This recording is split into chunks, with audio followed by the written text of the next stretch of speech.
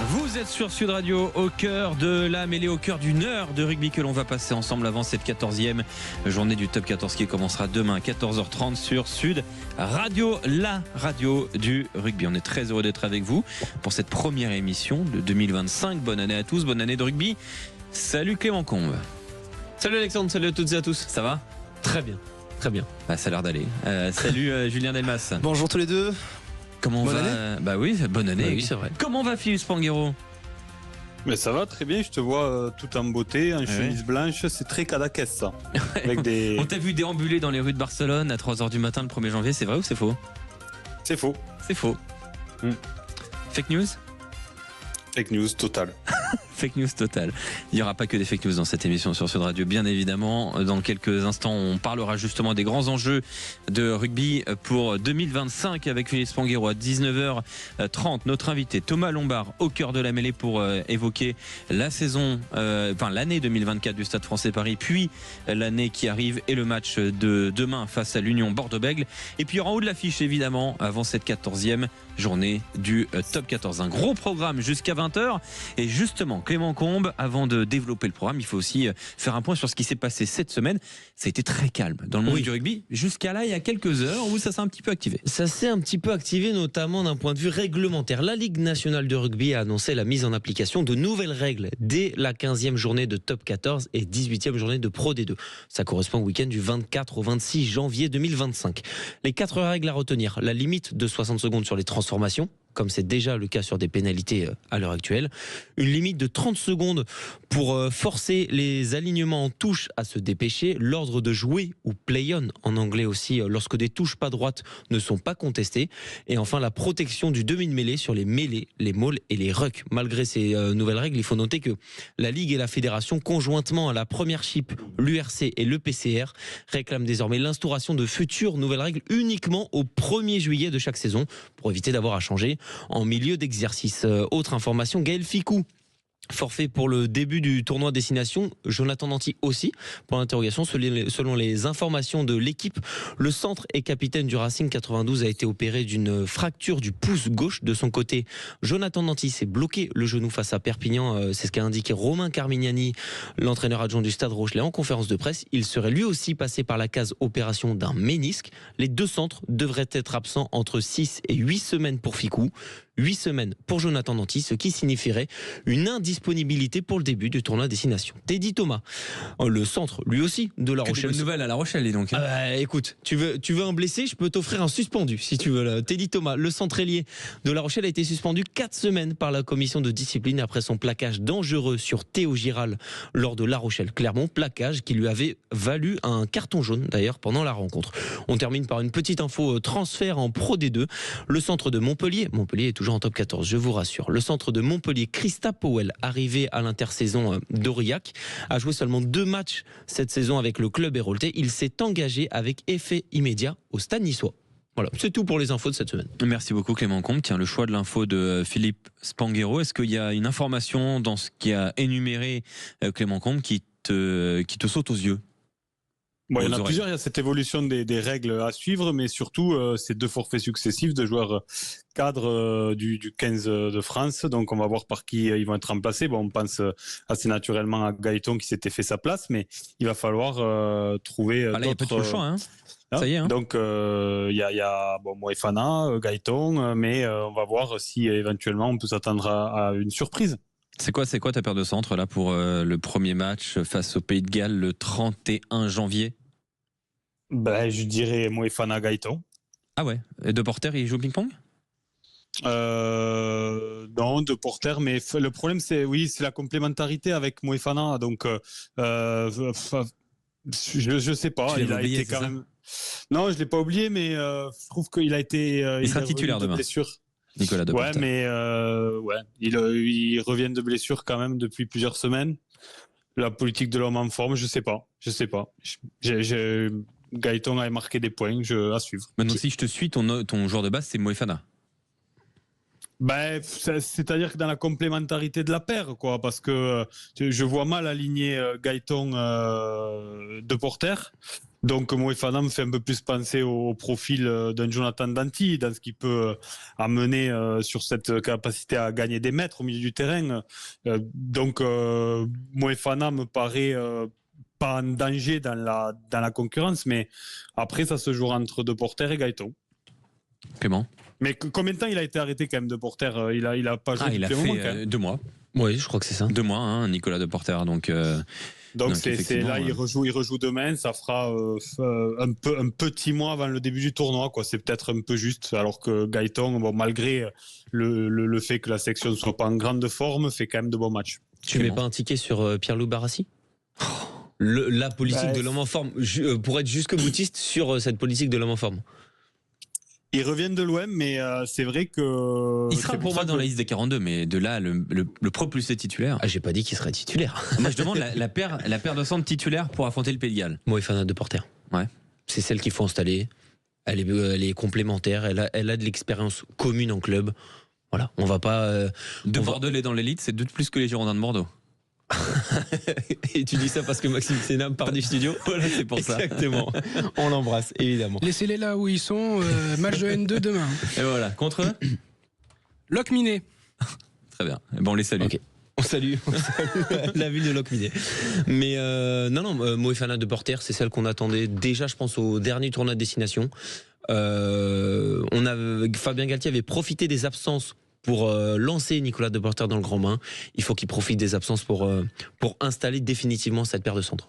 Alors, il a 3 matchs à jouer, quoi. Il y a une autre info qu'on voulait développer, c'est l'équipe de Toulouse, vous le savez, donc va être fortement remaniée à La Rochelle, et vous allez comprendre dans quelle proportion dans un instant, parce que le Stade Toulousain va se recueillir, et d'ailleurs tu y seras, Philippe Spanghero, en Afrique du Sud pour honorer la mémoire de Medine Argessi, de sa famille, de ses proches aussi, pour les soutenir. Et le Stade Toulousain va donc arriver à La Rochelle avec un effectif extrêmement remanié, peut-être d'ailleurs dans des proportions qu'on n'a jamais vues. Ah oui, alors ça, je pense qu'il faudrait remonter à un beau moment pour voir aussi peu de feuilles de match de top 14 jouées par le 15 titulaire du Stade Toulousain. On peut le donner le 15. Cyril Baye, qui sera capitaine d'ailleurs de ce Stade Toulousain. Thomas Lacombre, Malakai Hawks, Efren Elias, Clément Verger, Léo Banos, Joshua Brennan, Théo Tamac, Simon Darroch, Valentin Delpy, Célian Pouzelgue, Paul Coste, Lucas Vignière, Nelson Épée et Thomas Allary. Si certains de ces noms ne vous disent rien, c'est probablement parce que certains ont joué moins de 3 matchs de top 14. On s'est amusé à faire 2 petits calculs avant le début de l'émission avec Alexandre. Avec Cyril Baye dans l'équipe, il y a 339 feuilles de match de top 14 au total. Ça revient à 22,6 rencontres en moyenne disputées. Sans Cyril Baye, la moyenne chute à 13,8 matchs de top 14, puisque Cyril Baye à lui seul a 145 feuilles de match. Pour vous expliquer un petit peu, si on enlève Cyril Baye de l'équation, les 14 autres titulaires ont 194 feuilles de match. Brice Dulin, qui sera titulaire à l'arrière en face, en a 200 à lui tout seul. Ouais, et on parlait même de 6,6 titularisations sans Cyril Baye. Ouais, exactement. J'ai pas le souvenir, Philippe, d'avoir un Stade Toulousain aussi inexpérimenté en top 14. Là, peut-être qu'on a franchi des limites hallucinantes. Il y en a peut-être 2 ou 3 souvenirs comme ça. Alors, il y a un souvenir avec une anecdote qui est drôle, qui date beaucoup, mais Grégory Lamboulé la rappelle souvent parce que ça a été un souvenir marquant pour lui. C'est au début des années 2000, à Bourgoin, où Toulouse avait pris plus de 80 points à Bourgoin. Et Greg me racontait ce souvenir, c'est que ils prenaient tellement l'eau qu'à partir de 50 points, ils étaient concassés en mêlée. Et d'un côté du stade, il y avait la piscine et de l'autre côté, il y avait la buvette. Et à chaque fois qu'il y avait une mêlée, le speaker du stade disait « Allez Toulouse, à la piscine, allez Toulouse, à la buvette !» Et tout le monde criait « À la buvette, à la piscine !» Donc ça, c'était un souvenir marquant. T'avais failli faire une feuille de match, toi, à l'époque. Ah oui, j'avais failli contre Biarritz une fois, tellement c'était... je sais. Et donc, mais tu savais pas que je savais. Non. J'avais fait des matchs amicaux de début de saison quand il y avait vraiment personne, mais voilà. Mais non, pour être sérieux, donc j'ai ça en mémoire. Il y a un match à Agen aussi où là c'était quasiment que les espoirs qui avaient été envoyés. On devait être à peu près sur un schéma de feuille de match qui ressemble à celui qu'on aura à La Rochelle. Et une fois au Stade Français où Toulouse avait gagné. avait gagné, avait une équipe qui était honnêtement. Et il y a eu Montpellier il y a 2-3 ans où il y a eu 50 points. Montpellier, c'était la saison 2018-2019. Ouais, mais voilà. Il y avait peut-être plus de joueurs prometteurs, même si là, attention, on va voir ce que c'est. Mais il y a peu de précédents quand même. Non, mais là, c'est clair que dans ces proportions-là, et puis La Rochelle ne fait pas tourner. La Rochelle envoie tout le monde. Ils ont raison. Antonio, Toulouse voilà. a un voyage compliqué à gérer. Puis en plus, ils sont soumis au choix du diffuseur. C'est un gros match. Donc ce match qui se joue le soir complique encore la logistique de déplacement pour ceux qui partiraient. Donc ils sont obligés de faire des choix et de trancher assez dur dans le vif. Dans un instant, sur Sud Radio, on va parler justement des grands enjeux pour 2025. Quels grands enjeux pour le rugby en 2025 ? Ce sera le sujet de la chronique Rugby Économie de Philippe Spanghero. A tout de suite sur Sud Radio. Sud Radio, au cœur de la mêlée, Alexandre Priam. Vous êtes au cœur de la mêlée sur Sud Radio, au cœur de cette heure dédiée au rugby sur la radio du rugby. Demain sur Sud Radio, coup d'envoi à 14h30 de la 14e journée du Top 14. On sera là jusqu'à 23h avec toute l'équipe, avec Yoann Huget, Félix Spanghero, Clément Combe, François Triot et vous au 0826 300 300. Dans un quart d'heure, on sera avec le directeur général du Stade Français Paris, Thomas Lombard. Venez poser vos questions à l'homme fort du Stade Français pour justement faire le bilan de 2024 et se projeter sur le match déjà face à l'Union Bordeaux-Bègles. Ça sera demain. Et puis sur l'avenir du Stade Français Paris, il y aura beaucoup de choses à dire avec Thomas Lombard. Mais avant toute chose, on va parler des grands enjeux économiques de 2025 avec Philippe Spanghero. C'est un en avant, c'est simple en avant, point. Sud Radio, la radio du rugby. Des millions, vous êtes charmante. Vous voyez ce que ça fait déjà 1 million, Larmina ? Où est l'argent ? Où est l'argent ? C'est mon peu de noir, en fait, je viens retirer de l'argent. Amis, ouvrez vos cœurs, non n'ayez pas peur, l'argent ne fait pas le bonheur. Shut up and take my money. On va parler de 2025, on est déjà dans le futur sur Sud Radio, puisqu'on attaque aussi cette année 2025, cette année rugby avec la première émission de l'année tout simplement. Avec Philippe, on va essayer de dresser quels sont les grands enjeux, qu'est-ce qu'il va falloir surveiller, quels objectifs il va falloir atteindre. Mais avant toute chose, Philippe, qu'est-ce qu'on peut faire comme bilan économique pour le rugby en 2024 sur la scène internationale et en France ? Alors, en démarrant par la France, le bilan, il est quand même plutôt très positif dans le rugby professionnel d'abord, parce que on a vu une affluence moyenne des stades augmenter de façon assez considérable, encore plus de près de 15% d'augmentation là depuis le début de la saison en termes d'affluence, avec en plus des stades à guichets fermés très régulièrement comme La Rochelle, Toulouse, qui offrent des perspectives encore plus intéressantes en termes de potentiel de spectateurs à l'avenir. La Rochelle qui va d'ailleurs faire son 100e guichet fermé demain. C'est incroyable ce que réalise La Rochelle, ce que réalise l'UBB aussi en termes d'affluence moyenne, et puis bien sûr Toulouse derrière qui fait partie de ce wagon qui tire cette affluence vers le haut de façon assez incroyable. Donc ça c'est le premier bilan. Ensuite le deuxième bilan c'est la consolidation de la valeur de la Ligue nationale de rugby avec cette négociation réussie, cette renégociation des droits avec le partenaire historique Canal+, avec une hausse de plus de 15% dans cette renégociation qui va permettre d'asseoir un peu la stabilité économique, d'envoyer plus d'argent aux clubs de top 14 et de Pro D2 pour sécuriser leur modèle économique. Donc on peut dire que malgré un niveau de pertes cumulées... Philippe, moi je vois du très positif pour le top 14. Tu vas nous donner le chiffre dans un instant, mais par contre on a une fédération qui est en cure d'austérité. Oui, c'est un peu le paradoxe, c'est-à-dire que c'est un peu l'inverse de ce qui se passe en Angleterre et on reviendra tout à l'heure sur la vision mondiale de ce qui s'est passé en 2024. Mais pour ce qui concerne la France, en effet, donc on a ce rugby professionnel qui va plutôt bien, qui en plus adopte des mesures qui vont dans le sens de la raison, de l'équilibre entre les équipes, de la compétitivité. Donc c'est plutôt de bon augure. Les voyants sont au vert. Du côté de la fédération, c'est beaucoup plus critique. Les mauvaises nouvelles se sont accumulées, on est réellement en cure d'austérité. Il va falloir un plan massif de réduction des coûts, avec cet enjeu majeur dont on a parlé ces dernières semaines qui concerne le lieu qui va accueillir les matchs de l'équipe de France. Alors, Stade de France ou pas, c'est la grande question, parce que la façon dont la négociation va se dérouler et ce qui va répondre aux attentes ou pas de la fédération en termes d'économie et de gains assurés en fonction des matchs qui vont être joués dans ce Stade de France potentiellement, va décider de l'issue. Et la fédération en a cruellement besoin parce que, on le répète souvent, mais quand les revenus exceptionnels liés à la vente des droits du Six Nations à CVC vont s'arrêter, c'est-à-dire dans 2 saisons, on va arriver dans une situation qui va devenir assez problématique. Donc il va falloir surfer sur cet engouement autour du rugby retrouvé avec cette tournée de novembre, avec des nouveaux sponsors qu'on a réussi à attirer, avec une affluence moyenne dans les stades très importante pour réussir à équilibrer tout ça. Justement, tu parlais, donc ça c'est sur l'échelle nationale, et sur l'échelle internationale, il y a eu quand même des remous en 2024.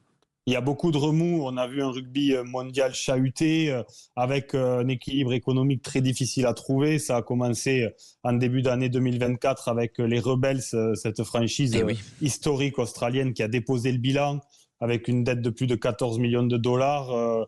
La fédération est venue à son secours quelques mois pour tenter de colmater les brèches. Et si vous ne connaissez pas les Rebels, c'était l'équipe de Melbourne qui est le deuxième pôle économique de l'Australie. C'est énorme. Oui, donc le rugby à 15, on le répète parce qu'il y a une grosse concurrence du rugby à 13 en Australie et puis de cette autre discipline, l'Australian Rules. Donc le rugby à 15 a du mal à émerger malgré le fait qu'on ait une fédération qui soit multiple championne du monde. Donc ça a commencé avec cette difficulté financière en Australie. Ça s'est poursuivi tout au fil de l'année 2024 avec l'Angleterre et les dépôts de bilan successifs de clubs historiques du rugby anglais qui ont faussé complètement leur championnat, avec la dernière annonce de la fédération anglaise qui vient au secours un peu de ces clubs en prenant des joueurs sous contrat avec des montants très importants pour injecter indirectement de l'argent dans les clubs. Donc on voit qu'au niveau mondial, on a ce gros axe néo-zélandais qui tient la route avec la puissance de sa marque, avec le renforcement de ses capitaux propres, avec l'ouverture de capital quelques années avant à un fonds d'investissement pour vendre sa marque commerciale, une partie des droits de sa marque commerciale. Le rapprochement de cette fédération néo-zélandaise avec le Japon qui est en train de créer un bloc solide économiquement et qui a vocation demain à drainer cet axe pacifique. Donc ça, c'est le premier enseignement qu'on peut tirer de 2024. Ensuite, on a une réorganisation dans l'hémisphère nord qui est en train de se dérouler.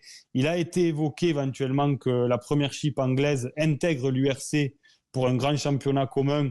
On n'en entend plus trop parler, mais les discussions sont encore en cours parce qu'il ne faut pas oublier qu'ils ont tous un actionnaire commun qui est CVC et qui a quand même besoin de retomber un peu sur ses pattes parce qu'ils ont acheté les droits excessivement chers, que ce soit pour la Premiership anglaise ou pour l'URC. Et donc, ils ont besoin de faire quelques économies d'échelle en mutualisant. Donc, il faut suivre ça de près parce que ça chamboulerait quand même pas mal l'organisation de nos championnats domestiques. C'est clair. Donc, voilà un peu le bilan qu'on peut tirer au niveau mondial de ce qui s'est passé en 2024. Alors, en 2025, quels sont les temps forts à prévoir ? La Coupe du Monde de rugby féminin. Il y aura aussi la tournée des Lions. Le Six Nations, quel est le grand temps fort et comment faire une sorte de petit classement sur ces grands temps forts en termes de regard économique ? En termes de regard économique, je crois que ce qui va se placer au-dessus de tout, pas en revenus générés forcément, parce que le Six Nations est une machine à cash, mais c'est récurrent. C'est cette Coupe du Monde féminine, parce que le nouveau président de World Rugby, Robertson, a affiché des ambitions très élevées. Il a dit qu'il y aura un avant et un après cette Coupe du Monde-là. Il y a une ambition énorme pour lancer un plan de développement du rugby féminin. On voit que le rugby féminin est un levier de croissance majeur au rugby aujourd'hui en termes de licenciés, en moyenne de licenciés.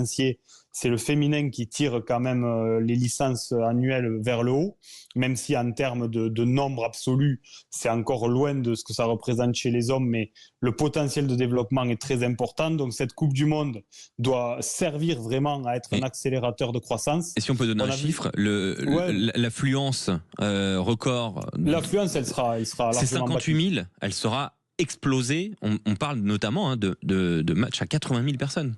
à Oui, Twickenham. mais on sera à guichet fermé pour la petite finale et le match d'ouverture. À l'ouverture de la billetterie début octobre, 55 000 places avaient déjà été vendues pour le match d'ouverture, la finale et la petite finale.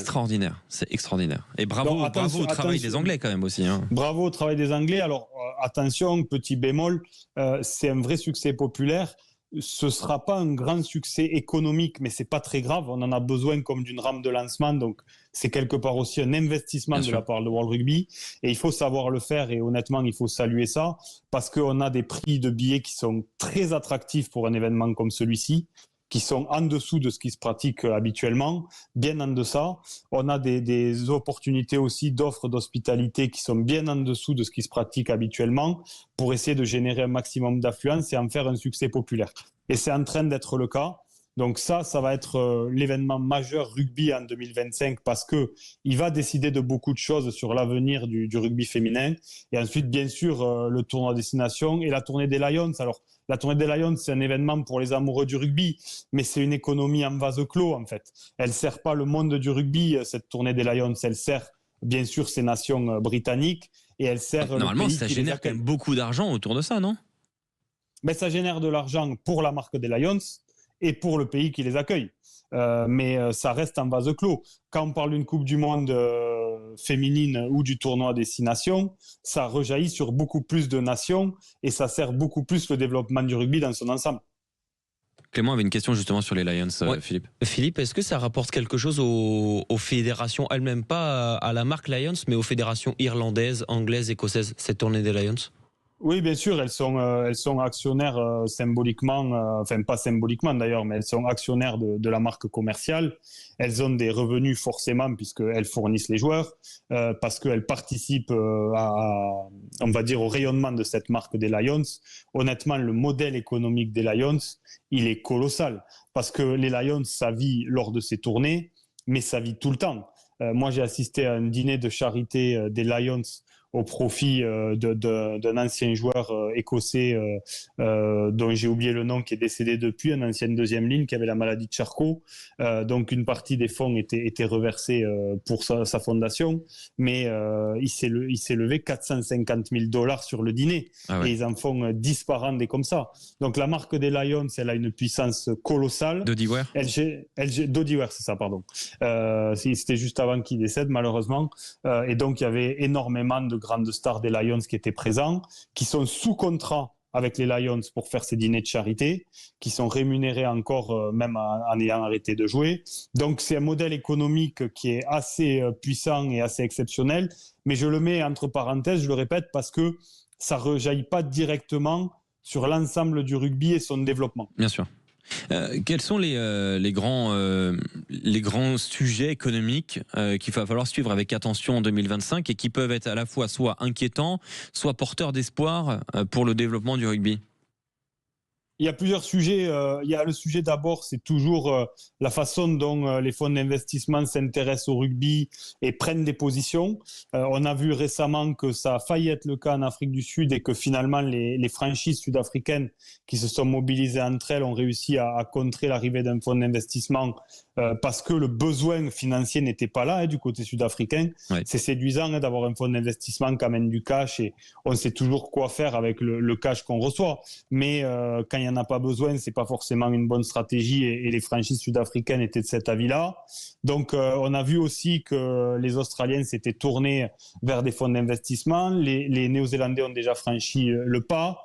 Le rugby professionnel anglais aussi. Donc ça, c'est le premier enjeu, c'est voir comment les fonds d'investissement vont préempter le monde du rugby en 2025 et dans les années qui arrivent.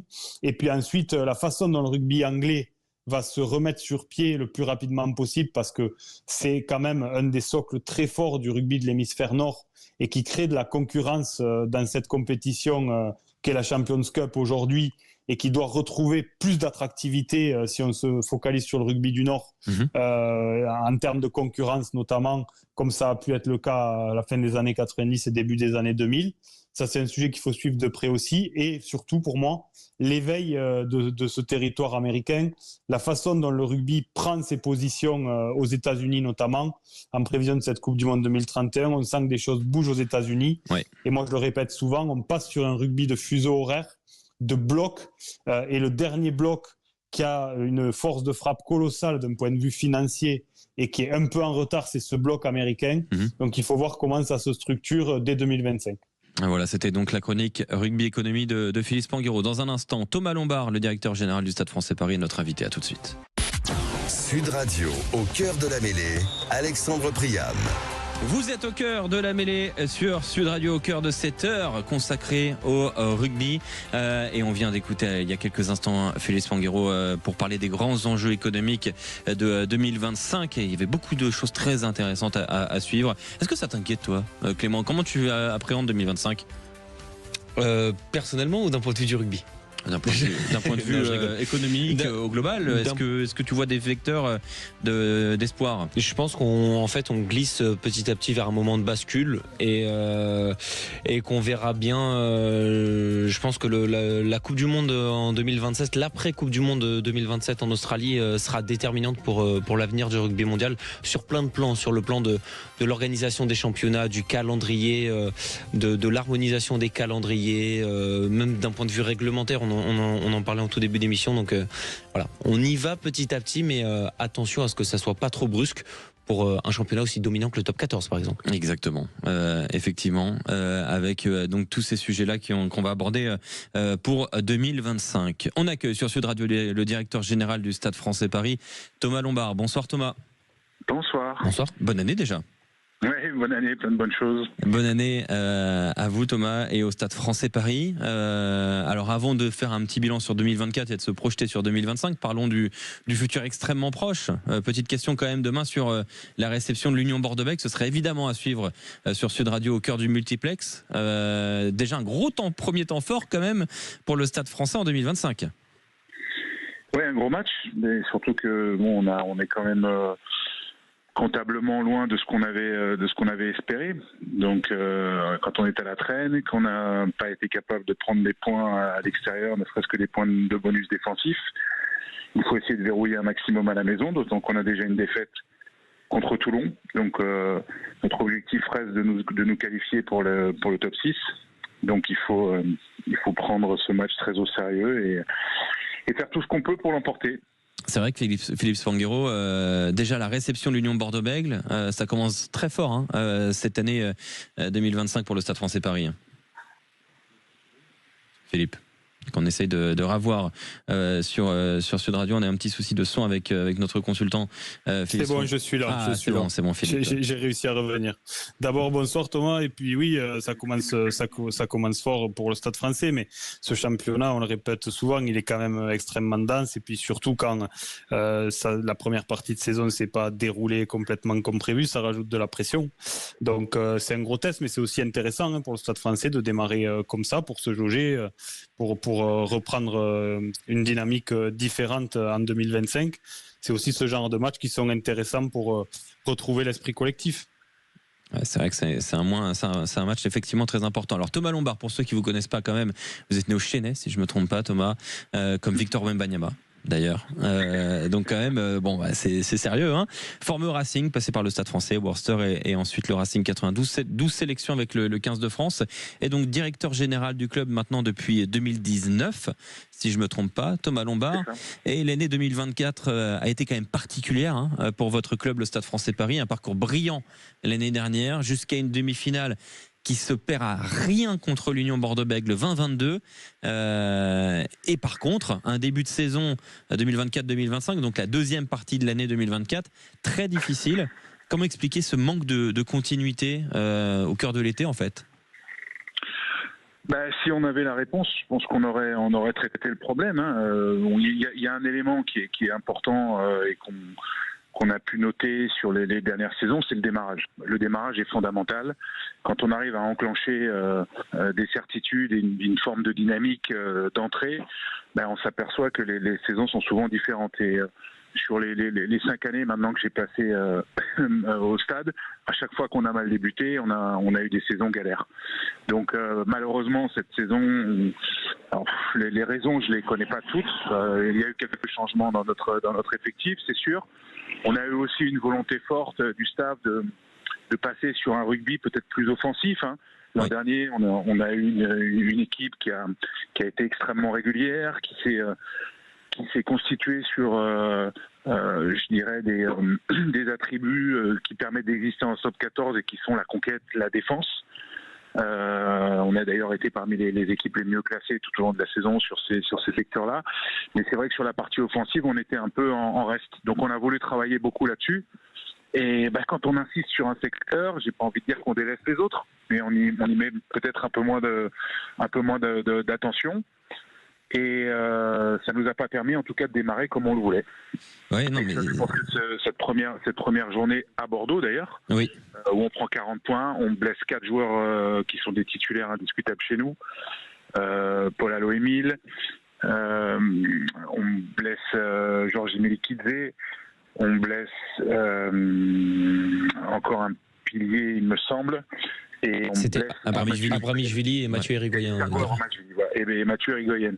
Donc c'est sûr qu'en démarrant comme ça, c'était pas simple. Et derrière, on a une équipe qui s'est un peu fragilisée mentalement.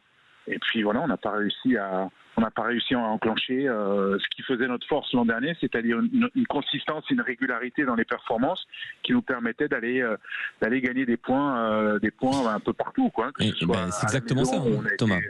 C'est exactement ça, parce que quand on regarde, le Stade français n'a jamais enchaîné 2 victoires cette saison. Et d'ailleurs, la dernière fois que le Stade français l'a fait, c'est en avril dernier. Donc c'est vrai que ce manque de continuité, il paraît assez criant. On fera un point justement sur les stats dans quelques minutes, parce que il y a des choses extrêmement intéressantes à développer. Mais vous avez spontanément, Thomas Lombard, évoqué le staff du Stade français Paris. C'est vrai qu'entre la Coupe du Monde et aujourd'hui, le staff il a été remanié, on va dire, à plusieurs reprises. Il y a eu l'arrivée donc de Laurent Labitte, de Karim Ghezal. Il y a un repositionnement de Laurent Labitte. Karim Ghezal a quitté le club. Et pourtant, d'un point de vue extérieur, moi je suis pas au cœur du club évidemment, mais le duo il semblait bien marcher lors de l'arrivée dans le club de la capitale, et au final cette sensation que ça s'est délité très rapidement.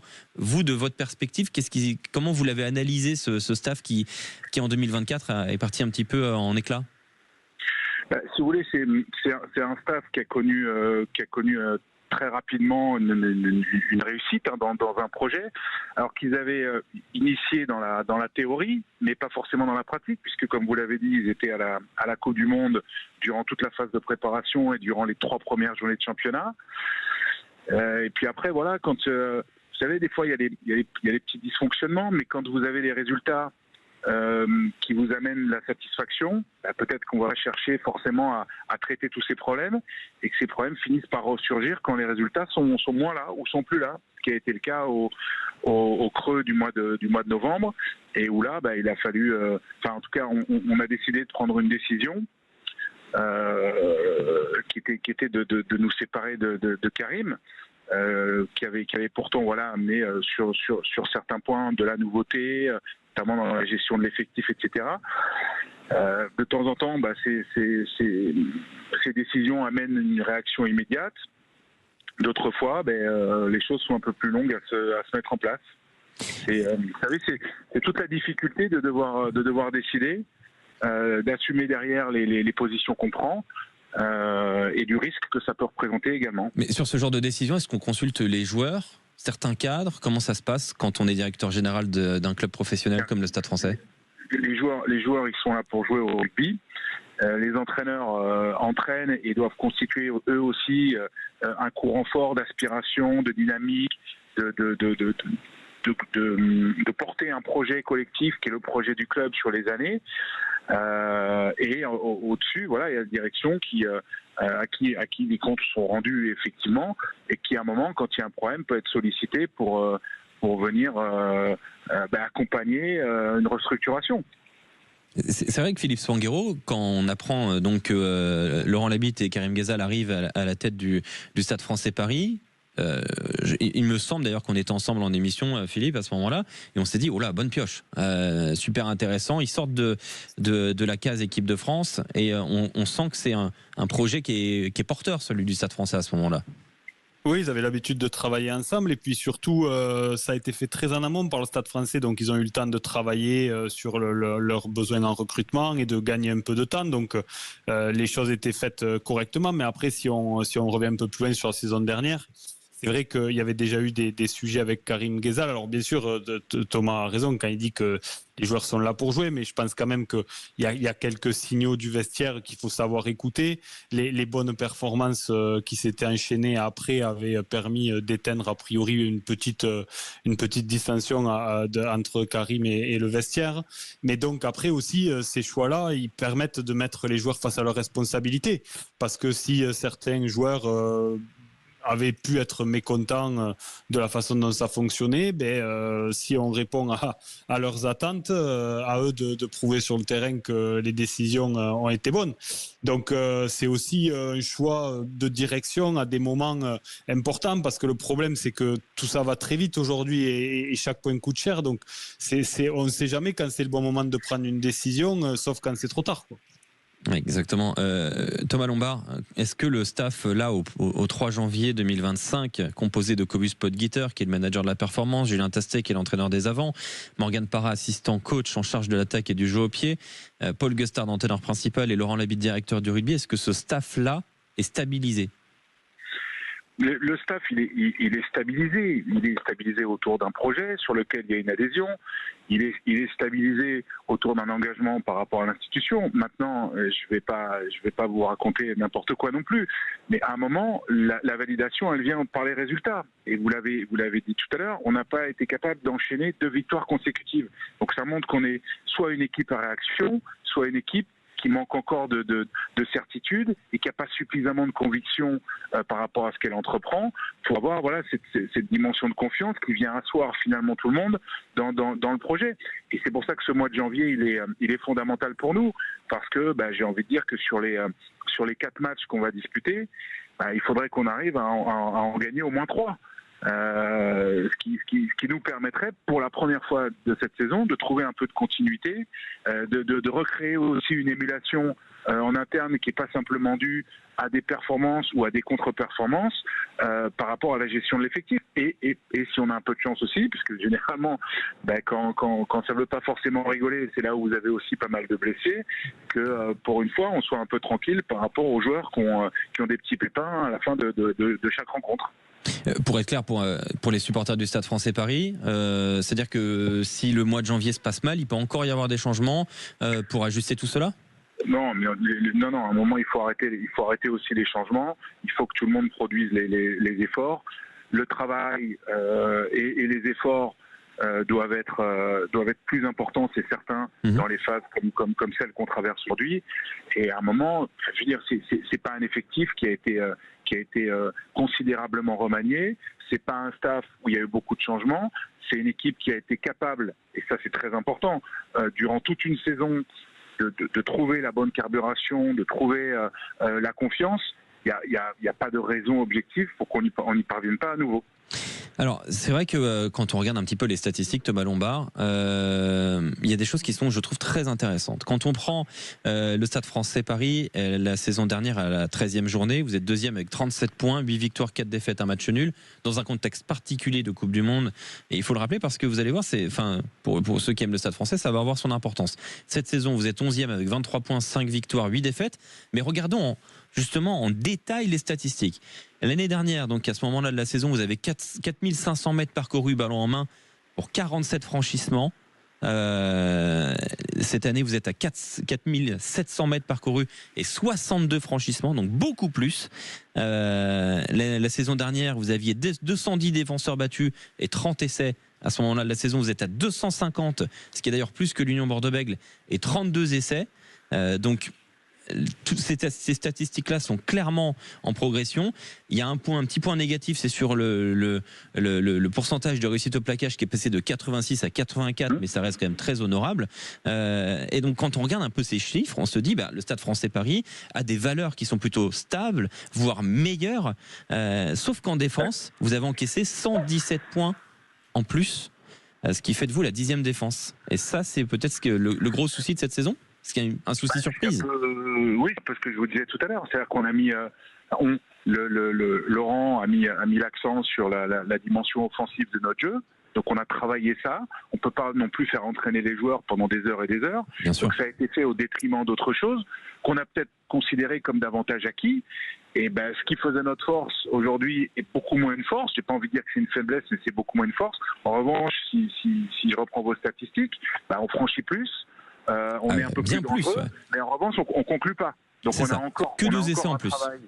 Exactement. On a encore un travail à faire là-dessus. Après, il faudrait voir la construction des essais. L'an dernier, on marquait beaucoup sur ballon porté, ce qui est moins le cas aujourd'hui aussi.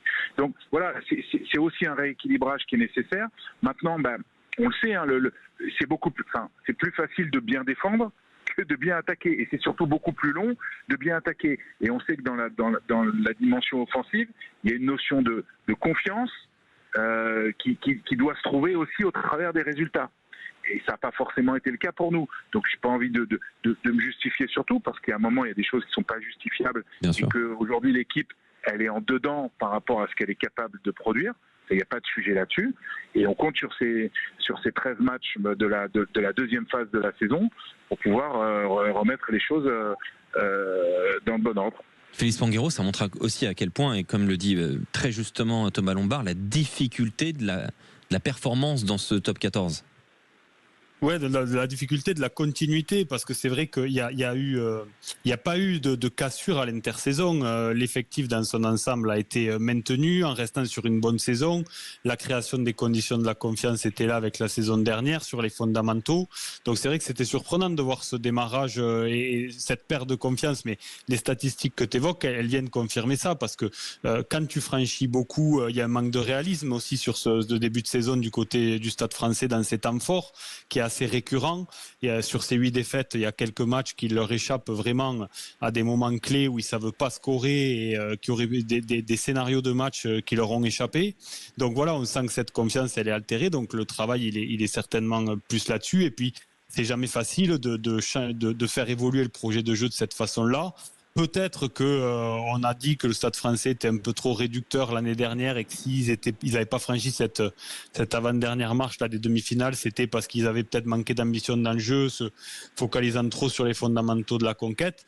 Mais malgré tout, c'est aussi des éléments clés qui sont capables de regrouper les individus autour de la confiance qui est nécessaire pour assurer les succès. Donc voilà, mais il n'y a pas le feu au lac. Simplement, moi, la dernière question que j'ai envie de poser à Thomas, c'est donc ce mois de janvier, on a compris l'important avec l'objectif de 3 victoires. Est-ce que, même s'il n'est plus question de changement dans le staff, l'issue de ce mois de janvier, il va décider des ambitions de fin de saison, forcément sur le top 6, sur quelle est la place à aller chercher, quoi? Non, mais c'est une évidence. Après, je vous apprends rien en vous disant que quand Laurent et Karim sont arrivés au Stade Français, ils ont fait un état des lieux de la situation de l'équipe, une photographie, et l'équipe, elle était très forte en conquête, elle était plutôt forte défensivement, et il restait cet aspect offensif à améliorer.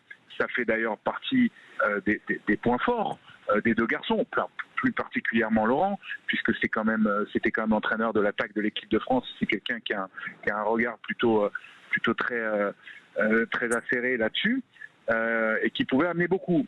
Et on sait très bien que la première saison, on est plutôt sur la continuité de ce qui existait déjà. La deuxième saison, c'est celle des changements. Et généralement, la troisième, c'est aussi celle au travers de laquelle les coachs ont pu construire leur effectif comme ils le souhaitaient et où ils ont pu, grâce au temps qu'ils ont passé, apporter les changements nécessaires.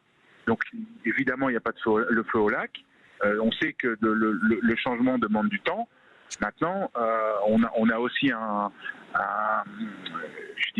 des obligations par rapport à nos résultats, par rapport au standing du club, par rapport aux objectifs qu'on se fixe en début de saison et qu'on doit respecter quand on porte ce maillot. Thomas Lombard, une dernière question, et c'est vrai que quand on parle avec les supporters du Stade Français Paris, c'est quelque chose qui revient très souvent, c'est ce motif d'espoir, la jeunesse qui est vraiment porteur d'espoir au Stade Français Paris. Quand on regarde les joueurs, et d'ailleurs ils sont tous gifs, formés pour la plupart aussi, qui sont nés en 2000 ou plus récemment. On a Hugo Ndiaye, on a Isaac Kofi 2005 quand même, Moses Elohimil, Abramichvili, Petriashvili, Mamadou Meïté qui est un 2002, on a Turaga Koké qui est un 2006, qui pour le coup lui n'est pas encore gif. On a Andy Timo 2004, Thibaut Motassi 2005, Léo Barré 2002, Joe Jonas, et puis les retours de Charles Laloy, de Monin. Ça c'est quand même vraiment porteur d'espoir pour vous en tant que directeur général. Oui, bien sûr, c'est porteur d'espoir, mais je dirais heureusement qu'on a ces garçons qui émergent, parce que depuis 3 ans maintenant, il y a un travail important qui est fait sur la formation. On a des équipes de jeunes, notamment les Crabos, qui sont très performantes. On bénéficie en région parisienne d'un réservoir très très important de bons joueurs. Après, là encore, il y a une équipe qui s'appelle le Stade Toulousain, qui est l'exemple même de ce qu'est une formation efficace, et qui se régénère de l'intérieur. Quasiment pas besoin d'aller recruter à l'extérieur, tellement la formation est efficace. Donc il faut qu'on s'inspire de ça et qu'on arrive à faire la même chose. Maintenant, tout ça prend un peu de temps. Après, il faut qu'on arrête de penser aussi au Stade français que les saisons avec des résultats sinueux et où à la fin on met un coup d'accélérateur et où on se qualifie, c'est l'histoire du Stade français. C'est le championnat, il a changé, le rugby a changé. Maintenant, il faut de la régularité, il faut de la constance dans les efforts, dans le travail. Et les saisons où on accélère à la fin et où on arrive à faire des choses intéressantes, ça n'existe plus.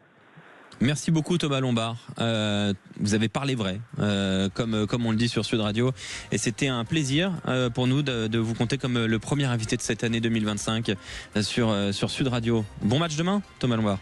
Merci beaucoup. Merci beaucoup pour la franchise de vos réponses, comme toujours. Dans un instant sur Sud Radio, on va justement se poser la question, quelle est la meilleure affiche de cette 14e journée? William arrive dans un instant, Clément va concourir, il y aura même Julien Delmas qui va concourir, il y aura un juge, vous allez voir, petite surprise.